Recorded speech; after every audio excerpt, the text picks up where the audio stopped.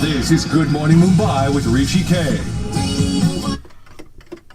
Big day if you're a Farhan Akhtar fan. Big day for Farhan himself, because Echoes, the album, is now streaming at all major online streaming sites and is also available should you want to buy it on all online stores. Many congratulations. This is a labor of love for you, isn't Yeah, it? it really has been a passion project. I've been at it since 2015, and finally the day has arrived when it's out for people to listen. So, why Milan? Most of the songs have been done in Milan. Is your producer based out of there? Just give me the lowdown on that I was a one. great fan of Great Gambler. Oh, so you.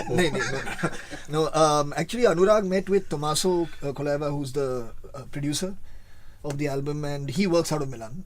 And he really understood what it is that I was trying to do with the songs. And just the way he soundscaped them, the way he's produced it. And that's where he works out of. He's most comfortable there. The musicians he wanted to use, 3 of them are from Milan. The guitar player Frankie is from Portugal. So we all kind of congregated there and created this album.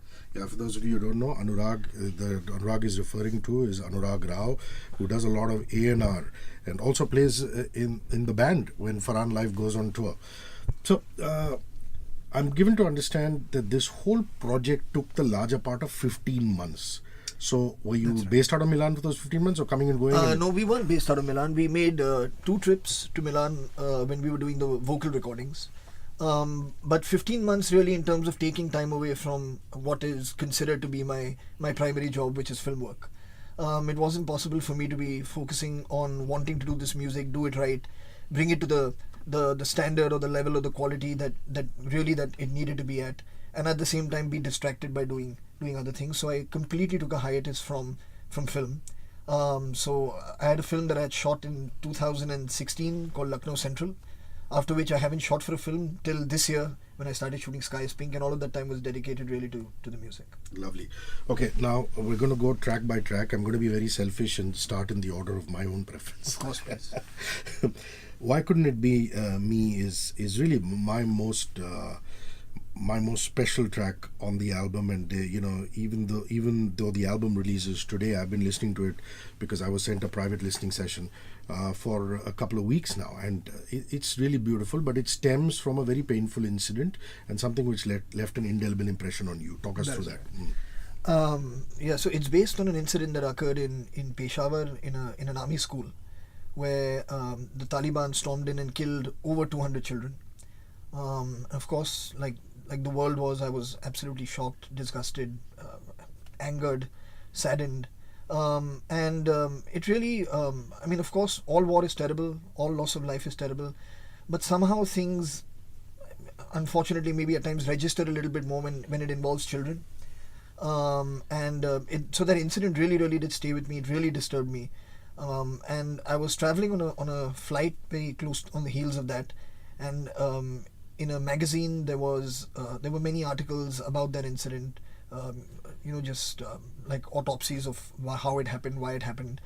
And there was a little story within that of a mother who was speaking about losing her child, but her younger son had survived that day because he didn't wake up and go to school. And I just immediately started thinking about that young boy and thinking of what a strange predicament it must be, for him to have lost his brother and be mourning that, and yet at the same time thinking how lucky am I that I actually didn't go to school and I got saved. And that's really what got me writing this song. So I wrote it from his point of view, and just with the hope that whoever it reaches, that people know that the people who are affected directly by this tragedy know that there are a lot of people out there who care and hopefully can help them with the healing process. And the video basically is just an intimate studio session where you're just singing the song. Right. Did you take that call on purpose, not to deviate from the central theme of the song? You could have done all kinds of things like shoot a large canvas video for it, but you've kept it very simple. Yeah, we wanted to. Eventually, the songs and the lyrics really speak for themselves. And it's nicer if people, when they hear the song, more than even watching the studio version, when they hear the song, just the audio, can somehow visualize, the space that the story that the song is trying to create. And that's really what my endeavor with that video was. Fantastic.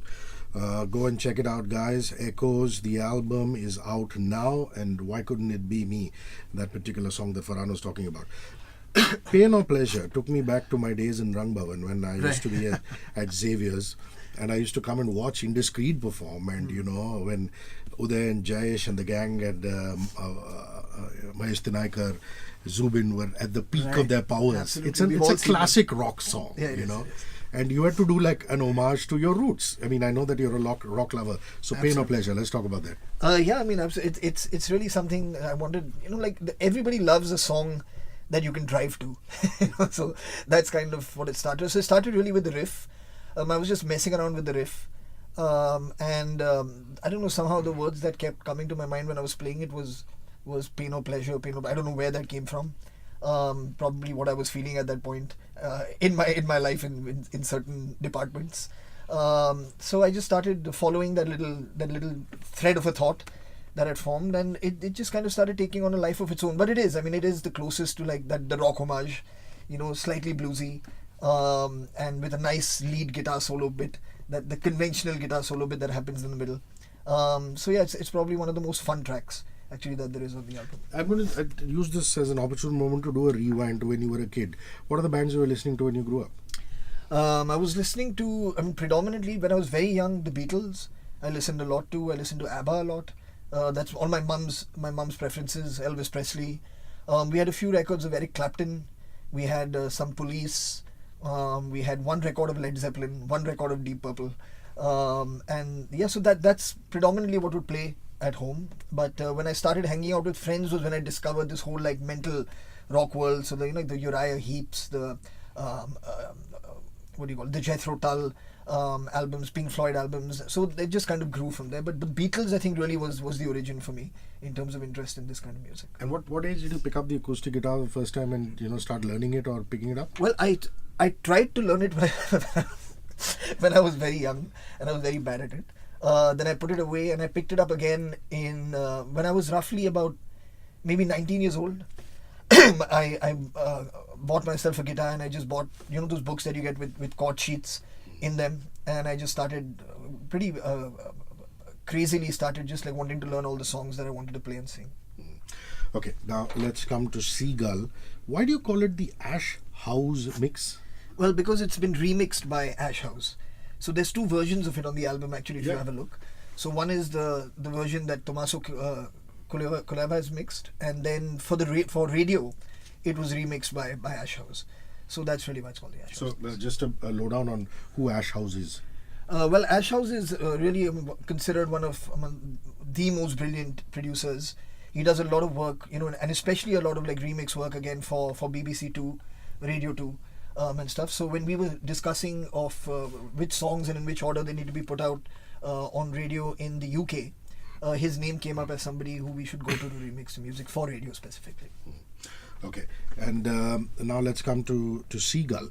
I like it in terms of the fact that it's got a very wistful, nostalgic tone to it, and I had no clue. I mean, that was just my first instinct, and then I saw the video, and in the video there's a drop-down menu, which talks about it really being wistful and nostalgic and about a past relationship and the kinds that all of us go through. So talk me through that song. Yeah, that actually as a song is probably the one that I've written earliest. It was written in 91 or 92 if I'm not mistaken, and it's stayed with me since then. It wasn't put to a tune, of course. It was a poem that was written when somebody who was very dear to me had left Mumbai and gone back to their home. We had a wonderful relationship before that, and of course there was a lot of grief about that person leaving. But also at the same time, it was the poem was written with the thing of just writing as a reminder to myself to kind of focus on the wonderful times that we had, the way we empowered each other when we were together, and the kind of love that we had for each other at that point, and that we've both grown from that relationship, and there's nothing really to regret. It's a wonderful thing to have happened. So that's really where it stemmed from. And when I started writing this album and I started writing these songs, that poem, I don't know why, just kept coming back to me. So one day I was shooting for Rock On 2 actually. We were shooting for Rock On 2 and I was sitting in my van with the guitar, and I just suddenly remember that poem again, and I just started strumming, and that's the song that kind of came out of it. What beach is the video filmed at? Of course, there are intercuts of seagulls on a beach, and then you. Right. So, Yeah, so it's actually filmed in Florida somewhere on a beach. So actually the gentleman who shot the video for Rearview Mirror of Time, his name is Richard. So he works out of Toronto and in Florida. So he shot the video, we shot it together in Toronto, the Rearview Mirror, and when he heard the Seagull song, we then spoke with him and he went and did all these kind of mood shots, if you want to call them that, you know, of seagulls and beach and a man walking down a pier and stuff, which worked really nicely for the song. okay, let's come to Rearview Mirror now. Interesting video. You're handing out something to somebody who's ostensibly a beggar, who also starts singing, and then Right. there's a lady, and it's actually quite interesting. And it's just you walking around a small town. Is that a suburban Toronto? Yeah, it is a suburban Toronto, that's right. And it was, in a sense, the first single that you put out. That's true. And why did that happen? Did you have a lot of consultations with Anurag and Ash and all these guys? Yeah, with Anurag, with Ash, we have a couple of dear friends, Reynold in the UK, in London as well. So everybody kind of just gotten together and decided that this probably is the song to go with first. For me, this world is very new, of course, you know, so I do rely on them for their opinion. And I'm happy for it to be any song actually, because all songs matter to me. So they decided to go with that song, and really the video of it is, we're talking about someone in the video who again is moving on, looking for optimism, looking for hope in the future, moving on from certain things and certain patterns that need to be broken from the past. And it's not unique just to me. I guess it applies to everyone. You know, everyone has lost someone or lost something and needs to find the courage and the optimism to move on. And that's really how the video plays out as well. Is the young kid and the old man used as, you know, what you were and what you are going to be, or is Well, that open I to leave that for interpretation? people who watch it to decide. It's you know, these things are kind of so subjective, as most creative art is. So people can take what they want from it.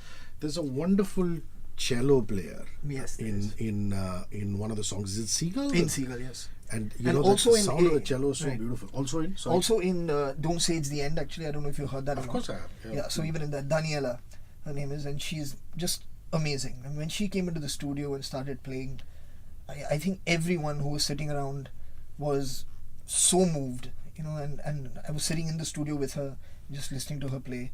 And you can't help but, it's the mood of that instrument, the tone of that instrument that just kind of evokes just so much emotion, you know, inside of you. It takes you to places and it just really, really moves you.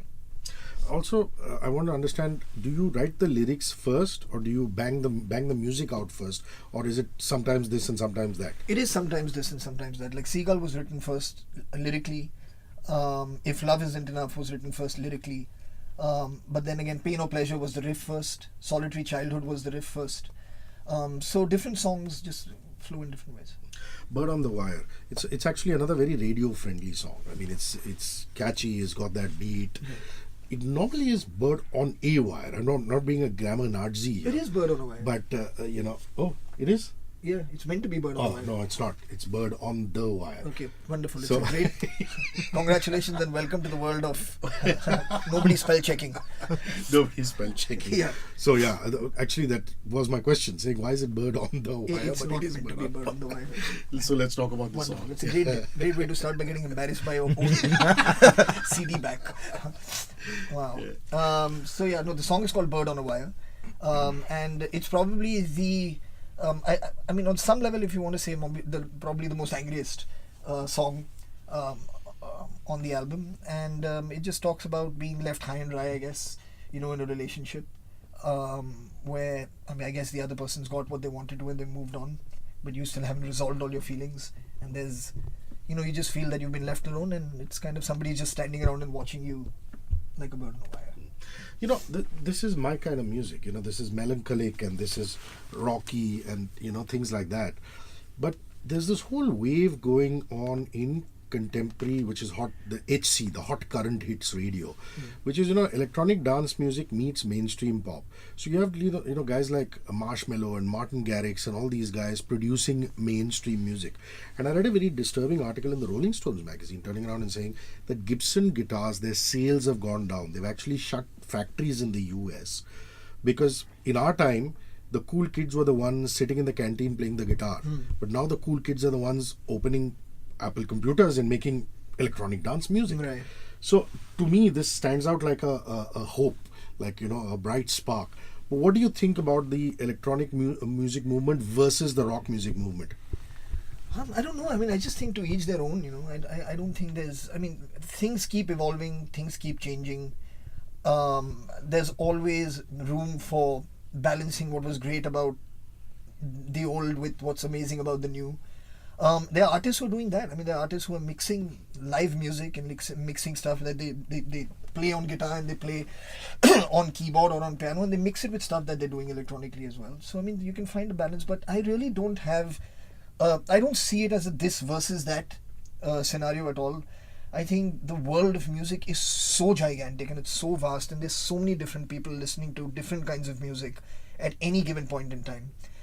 It's really about how do you reach people who would be interested in the kind of music that you create. I think that's the far more challenging thing to try and work out, as opposed to think, oh, should I do a different kind of music because that's more popular now. Everything can be popular as long as it reaches the right people, and of course to a certain extent has to have a certain standard. Because Nikhil Chenappa said, mate, you've got to come to Pune to see Supersonic. Right. And Marshmallow was playing. It's just a DJ on top of a console alone, and there were 22,000 people just... I mean, it was like the new rock and roll to me. Right. And I opened But the fact is, I mean, if you still go for a Springsteen concert, I was recently... Or a Farhan live. Like, I was recently in London and we watched Paul Simon play. I watched Eric Clapton play, and it was packed. There were like maybe 50,000-60,000 people in the park.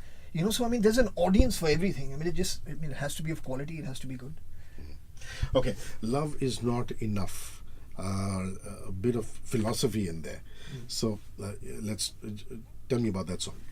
Well, that song, I mean, it's really the sweetest song actually to me in the album, and it really talks about the importance of love. It talks also about, in a relationship, how at times just love is not enough. You need more than that. And so whether it's talking about trust, it's talking about dependency, companionship, honesty, openness. So I mean, all of those messages are kind of hidden in there without being preachy. But it talks about it's a sweet love song about being together and recognizing what the strengths of being together can be. My friend who was. Yes. I think it's pretty self-explanatory. The title says it all. Mera bichhada dost. Yeah, the album actually touches upon, I mean, through the album, maybe with the exception of Why Couldn't It Be Me, which is very, very, it's about an external event. Everything else really does deal with love, loss, moving on, hope in life, hope in oneself of being able to reinvent, and even recognizing that in life you will end up losing people, you will end up losing things, and it's a part of life. So you can be sad about it, like in some songs I am, and in some songs you can find the strength to move on from it. And that's kind of really what the album touches upon. Is Be All You Can Be just like a note to one of your daughters? It is. It was written actually as a bit of a poem to my kids.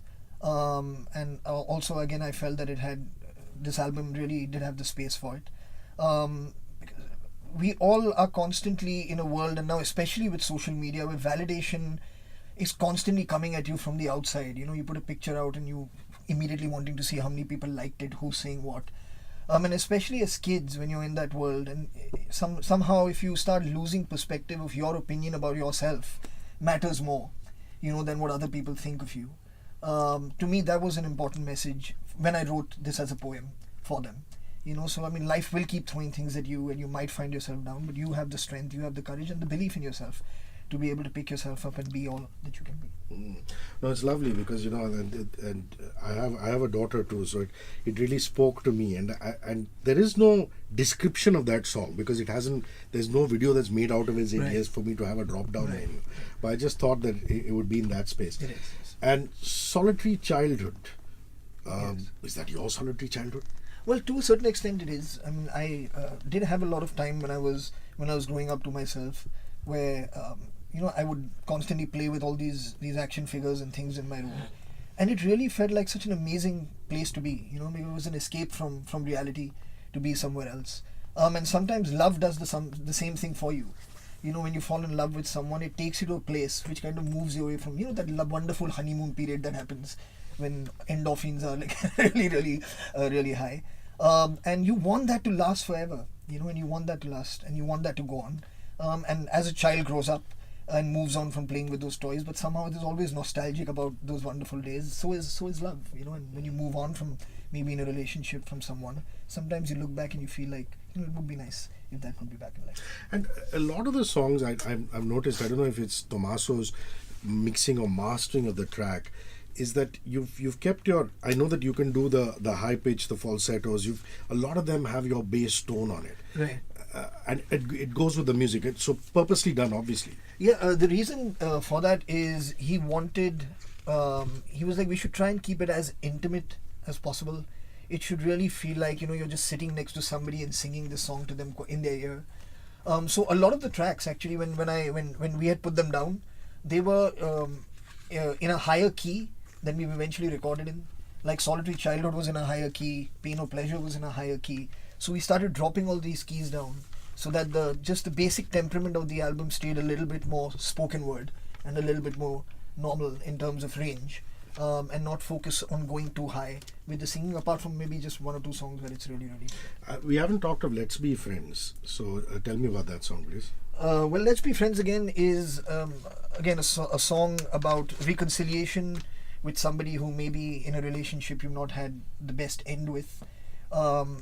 We at times when relationships don't end well, we focus so much on the reason as to why it ended, and we completely forget about how amazing the friendship was before it came to that point. So at times things are not meant to be, you know, they're not meant to be beyond a certain understanding between two people, and the relationship, that's the journey that it was meant to have. But to fall apart, you know, and never be friends again is always very sad.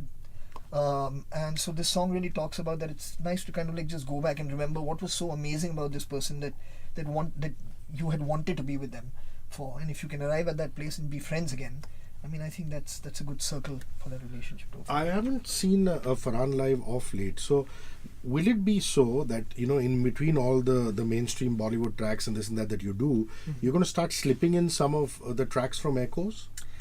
I don't know. I think we'll probably have to create a completely different set, you know, for this music. Maybe one or two songs from this could go into a Farhan live set for sure, depending on where we are playing it.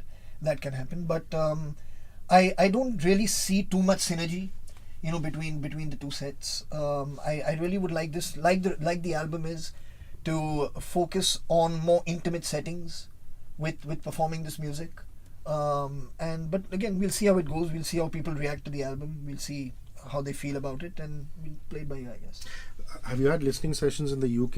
You know, it got playlisted on BBC, I believe, which is a fantastic thing. Rearview mirror did. It did. Yeah. So, what is the kind of feedback that's coming at you from the musician community in particular? Well, I mean, so far what we've heard is, I mean, people are appreciating the songwriting, which is nice to know. There's a lot of conversations now going on about still material that's being written to go there and do a lot more collaborative work with some artists there, which I'm very excited about doing.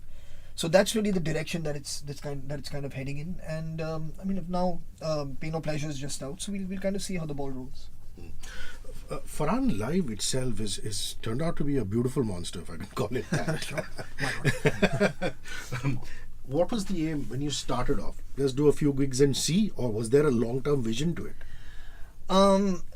You know, I there wasn't really. I mean, I wouldn't. If you had asked me this question in 2013, when we packed our stuff and headed to Goa to do the first one, I really would have not thought that, you know, in 2018, 2019, I'd be touring the US or, you know, playing as many gigs as we did last year. I wouldn't have thought that. Was the intention to want to continue, keep doing it? Yes. But did I imagine that it would actually happen? No. So, I mean, it really is. Also, I'd never performed like this on stage before that, so it also took me a little while to understand that this is something that I enjoy doing. I'm also seeing the enjoyment that people are getting from these performances. So it's something that's kind of grown with time, and it's now just, I mean, it's such an important part of my expression that I can't imagine my life without it. And it's so wonderful to see you get the kind of attention that you deserve in Bollywood or film terms. I was so pleasantly surprised to see one of your songs on a feminist playlist, which is Sinead O'Connor's That's right. Nothing Compares to You, Yeah, that's which right. also had Annie Lennox and all these people, and Oh, you yeah, were also amazing. in a video with them. So how did that happen? Just Apple picked up the phone, called you, or how did it go? No, this actually happened through our office in the UK, the people who are helping us promote this album. So where somebody got in touch with them saying that we know that there's an artist who is the UN Goodwill Ambassador, UN Women Goodwill Ambassador, and there's this project that Annie Lennox is working on where she wants artists to come and compile and give their pitch in a song for a playlist that she's creating. And for me, it's just it's Annie Lennox. You've grown up absolutely admiring her as an artist. So anything that one can do, to be associated, to collaborate with an artist of that nature, you don't think twice. And Mard, where is that at? Happy with its progress? Have you expanded the ambit of its work? What's happening? Well, we've been doing a lot of collaborative work. We just had we did our final, almost like a kind of a year-ender concert with all the work that we had done on Bas Ab Bahut Ho Gaya and different projects, audiovisual projects that we had created for the internet. On Feb 14th with the Lalkar concert that happened in Mumbai. And now this year again, we'll start brainstorming again of the areas that we'd like to focus on and all the people that we'd like to collaborate with going ahead this year. I would like to start expanding it a little bit more now. Because all this while it's been more like a behavior and a value initiative, so I really feel that now the time has come. Maybe it won't happen this year, but as I start working towards it, to start really now affecting people on ground in some way, with helping them with whether it's with sponsorships for things, whether it's reaching out, just to creating something where people can actually tangibly make a difference to your life as opposed to just the way you behave. So that's my intention now. Who are the current crop of musicians who impressed you? Something from your daughter's playlist? Who's on your playlist? What are you listening to these days in terms of modern music? I listen to actually all kinds of music. My daughter keeps playing me different songs, I feel like when my parents used to ask me like who are you listening to, and I used to tell them, and they used to just have very blank expressions on their faces. I think I've reached that age. But I'm listening to currently the song that I'm actually quite obsessing with is that song of Naz, which is New York to Mumbai. Yeah. I'm totally obsessing with that song. I'll keep listening to that in loop. But my younger one keeps playing me different artists. There's an artist called Vanderbilt. Yeah. Who also does like a little bit of a ukulele and that kind of singing. She loves that, and I absolutely love that kind of music. So she plays that for me. So they just they're hungrily discovering music, constantly the kids, and once in a while they play me stuff. Yeah. Are you managing to spend enough time at the Excel office? I have to say that Made in Heaven and Gully Boy were two of the finest pieces of work that I saw all year. Thank so you. Your contribution in both. Well, producers do contribute, to projects as well. So, of course, it really is Zoya and Rima's baby in terms of creatively speaking. Of course, it belongs to them. But just to be just a part of that team, to put it all together, to make sure that of course that it arrives at a certain place, a certain quality, and reaches as many people that it possibly can, and then of course is registered with people in a very, very major way. I think both Gully Boy and Made in Heaven. So I'm very, very proud of Zoya and of Rima for the work they've done. And it's still a while away for Sky is Pink, but it seems to be something really special. All of you so invested in it. Yeah? It is. It is an extremely special film because it's about very special people. They're like, on just this kind of hand that life dealt them, the way they've dealt with it, with such dignity, with such grace, with such joy, with so much love. It really, many people could have cracked, under the kind of stress and pressure that they were under, and to just live with the knowledge that your child at some point will pass away before you. Just to live with that, but to make sure that you can give this child a life that is full, that is whole, that is filled with laughter, that is full of joy and experiences. It really is very, very special, and it's a great example of how parents should be, with their children, with each other. Shonali's done a wonderful job of the way she's directed it, and of course again working with Priyanka, who I've collaborated with many times before, is always a pleasure. I'm so glad that, language is no barrier, at least the languages that you know.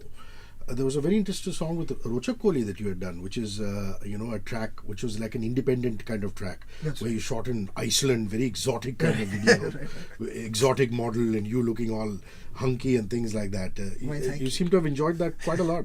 Well, yeah, it was fun. It was a nice song to do. I'm a huge admirer of Rochak. We worked together on Atrangi Yari before that. So we just collaborated on a track. This was a song called Jani Ye Kyun Kiya that I had again just lying around. I played it to him. He loved the song, so he went back, produced it the way you hear it now. Since Z came on board, they were also very, very supportive. They wanted to do something because it was the first real video that I was putting out as an artist, as a single artist. So they were very supportive, and we went out and shot this really fun video in Iceland. What a great place here to be at, and it's done really well. Rezi directed. Crazy directed it, that's right. Yeah, he's the man for stuff like this. Yeah, absolutely. Okay, last few questions, and they're only lifestyle based. I promise not to irk you. So, a travel destination you went to over the last few years and you said, wow, it was so amazing. What would it be? Probably Iceland, yeah. Absolutely. What did you most love about it? The nature of that place, I mean, it's just so different from anything that I've seen. I love cycling, so it's a great place actually to go cycling if you want to go. Really friendly people, and just great weather to be out. When was the last time you did an adventure sport? Have you done like bungee jumping, this, that? The last time I did one was I went skydiving a year and a half ago. I try my best to go every year. Unfortunately, because of film work and different commitments, it can't happen all the time. But so about a year and a half ago, I'd gone for my skydiving trip. When was that? I mean, where was that? In Spain, near Barcelona. Okay. We're doing something called Run with Radio 1. Most desperately, it has to start with me. Right. But are you a cardio person at all? Do you like running, and do you run out in the open? Difficult to do, but with a hood on or whatever, or you treadmill kind of person? I ran so much when I was training for that Milka film that I've taken a break from running. I cycle a lot, so that's what I do. I do cycle like long distances as well, but I haven't gone running for a while, and when I do run, it's now more for a warm-up before I do my training, so that's usually on a treadmill. That's about 20 minutes or 10 minutes? Yeah? No, it's about 30 minutes. And when you were doing Milka, was it short sprints or you were doing... It was a combination of both because you had to build stamina as well, so you needed to run longer distances for that and endurance, and then shorter bursts, of course, for speed. What can you do? What are you doing, or what is the family doing to save the planet? This started off with this guy called Afro Shah, wonderful guy, Yeah. who's cleaning up Versova beach, beach. that's right. So we're doing a campaign called Heal the World. How can you save the planet? What are you doing at an individual level, and what do the kids and the family? What are the ground rules as far as that is I'm concerned? calling Bruce Willis. Only he can do it.